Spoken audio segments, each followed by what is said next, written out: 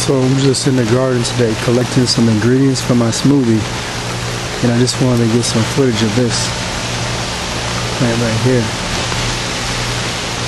So I was out here the other day, a few days ago, and I just was attracted to this plant, so I came over here, made a connection with it. Just like, wow, it's a very strong plant. It's taller than everything else in the garden. I wonder what kind of plant this is. Well, that's what I was thinking. And then later in the day, I came to find out that this is a wild edible.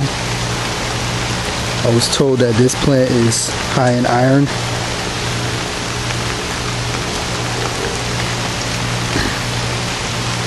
So that was a good experience for me to be able to get that confirmation from the universe that my intuition was accurate. So I'm going to take some of these stems with the leaves for my smoothie.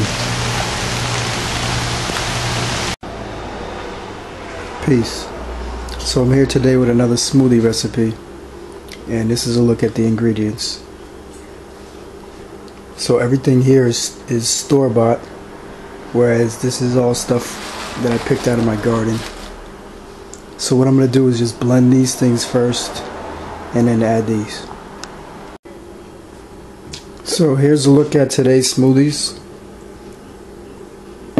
So pretty much today for me is actually day 9 of a smoothie cleanse I've been doing, in which I haven't been consuming any solid foods, just smoothies and herbal teas, and it's been working out well for me. I am going to consume some solid food sometime soon, either tomorrow or sometime within the next week. There's a recipe I'm working on it. I'm going to share that recipe with a video. And but what I also made with this here is just a diagram that I made just to share my perspective on some of these concepts with the different kinds of produce products. So what I made was a sphere. And you can see natural. This sphere represents everything that's natural. And then within the sphere, there's a spectrum right here, where over here is all the wild edibles, plants that are just grown without any kind of human interaction, just straight nature on its own.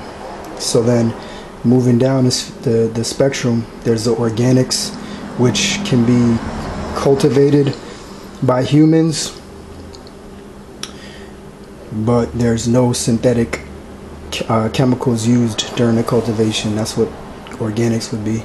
Then these are the conventional or non-organics, which are also cultivated, but those are using oftentimes using synthetic pesticides, fertilizers, things like that. So then over here, this H would be the hybrids. So this is kind of an interesting concept right here, because these hybrids can actually also be wild. These hybrids can be conventional. These hybrids can be organic.